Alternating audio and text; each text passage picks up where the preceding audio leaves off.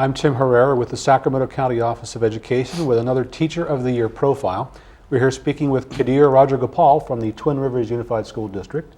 He is one of 2 Teachers of the Year from that district. Congratulations and thanks for joining us. Thank you. So tell us about yourself. Tell us where you teach and what you teach. I teach at Grant High School. I'm a math teacher. I've taught at Grant High School for 4 years. My first 2 years I taught the special day class or special ed. It consisted of it was a population of students who had various learning disabilities and other challenges. I've taught the mainstream or general ed population the last 2 years mathematics. So tell me the difference between working with those 2 different school populations, because they are different. Yeah, definitely. Well, the special day class consists of students who have various challenges. Some of them have cerebral palsy, some of them have severe ADD, some of them just have a learning disability. It takes them a little bit longer time to grasp and understand certain concepts. Some of them might have emotional challenges. In the general population, you have students there also who have challenges, but a little bit different. They might not have so severe learning disabilities, but they both have challenges, definitely. Mm-hmm. But you've been able to benefit from teaching in different student populations. Yes, definitely. Some of the techniques and the instructional pedagogy that I use for the special day class, I've been able to use some of that with the general ed population as well. Mm-hmm. So definitely. So tell me some of the challenges you face in the classroom as a math teacher. As a math teacher at Grant High School and in many urban high schools, there are several challenges. Probably the greatest challenge, or one of the greatest challenges, is a lot of my students, they come below grade level. They come with math skills that are below grade level. For example, they might be 9th grade, but they might have 5th grade math skills. So we have to lift them up from where they're at and still teach them algebra. So that's one challenge. Another challenge is a lot of students in urban schools especially, they're not necessarily intrinsically driven to succeed right away. They need to be motivated, A lot of students, especially students of color, they are victims of the stereotype where success in school is not cool. It's more cool to throw a football pass down the field or dunk the ball on a basketball hoop. So our challenge is how to make success in school as cool as it is on the basketball court or on the football field. The challenge is in how to glamorize success and make academic success so tempting and luring that students will buy in and join gangs of academic excellence versus gangs of mediocrity. So how do you do that? What are some of the ways you motivate? Great. There are several things that I do to get students to join gangs of excellence and get involved. Number one, I make the material, the curriculum that I teach it in a way the students understand. So it's easy for them. I use their vocabulary, their stories, their metaphors.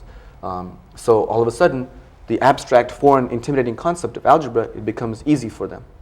So they're more likely to learn and try harder. Number two, I develop relationships with the students that are most challenging. That might be through lunchtime, after school.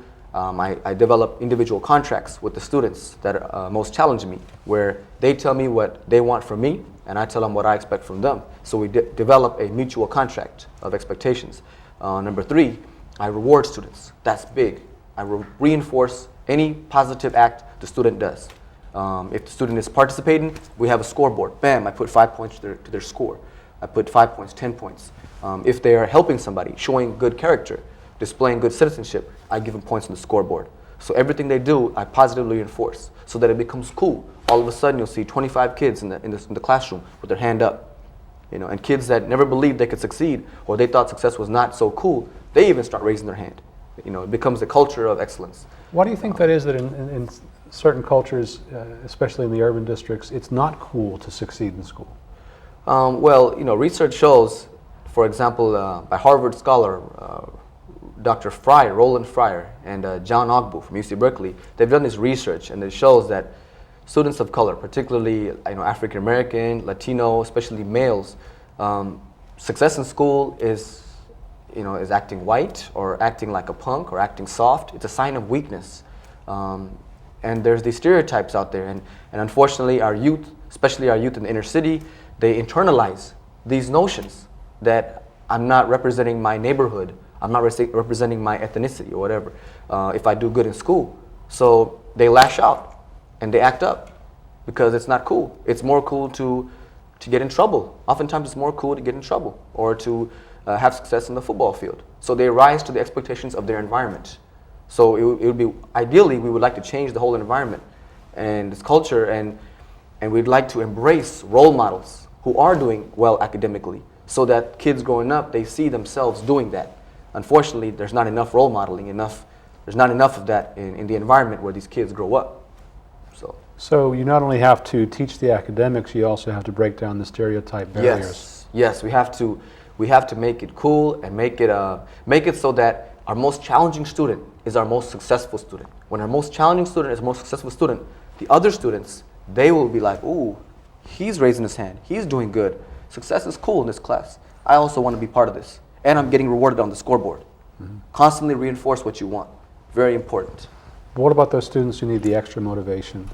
Well, despite the scoreboard, despite making the curriculum easy for them, there's always, there's a few students that don't buy in. So I develop relationships with them after school, during lunchtime.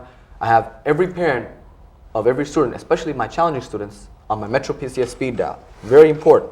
Metro PCS speed dial. $40 unlimited a month. Sounds like a commercial, but that's okay. That's right. I have all my parents and their coaches. If they live with their coach or they live with their foster mom, whoever is important in the student's life, I have them on the phone.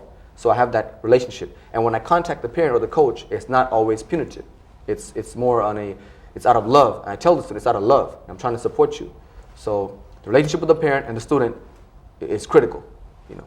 Yeah, go into that a little bit more. Why is it so crucial to have a strong relationship with not only the student but with the family? Yeah. Well, okay. So with the student, a lot of students who failed, traditionally failed throughout their life, they've been victims of this punitive nature. Like every time they get attention, it's because of punitive stuff. They get in trouble for doing the bad, and whatever they do that's good or that's positive, it's not glamorized and reinforced. So I need to come at the student, letting them know that I'm not one of those. I'm not here to punish you. I'm here to help you. And if I'm tough on you, it's out of love. And the reason I'm going to your home today to visit your home and your parent, it's out of love. When you convince a student of that, most students, they rise to expectations. And the parent and the coach, they are the most important allies, I think, in education. Because sometimes if a student does not show mastery during my class on an assignment, I need them to come after school or during lunchtime to retake the assignment. But the student does not run to my classroom and just say, oh, teach me, I want to redo the assignment. No, I need to call the parent. I need to call the coach. And then the student is more likely to listen. Also, coaches are really important, for example, coaches and parents, because if a student is playing sports, a lot of my students, they play sports, they're in dance, cheerleading activities, that's an incentive for them to succeed in the classroom. So if I can get hold of that coach and let him know, your kid has to come after school for tutoring in math, the coach will let him know, hey, you want to play basketball? You need to go and get your academics straight. And then the kid is more likely to listen because he has an incentive. He wants to play on the basketball court. So it's a team approach. I mean, the team of you, the coach, the parent, and anybody who is an adult influence. Yes, find out what the kid really wants. Find out what is the kid really wants, and use that to get him to come to the class, and use that to hook him in. And you find that to be pretty effective. Oh, very effective. As a result, my students have soared, and I've been able to take students that have failed all their life, that are below basic in math, to success, and they've closed the achievement gap as far as income, as far as race, as a result of dynamic instruction and a result of positive relationships and creating a culture where success is cool.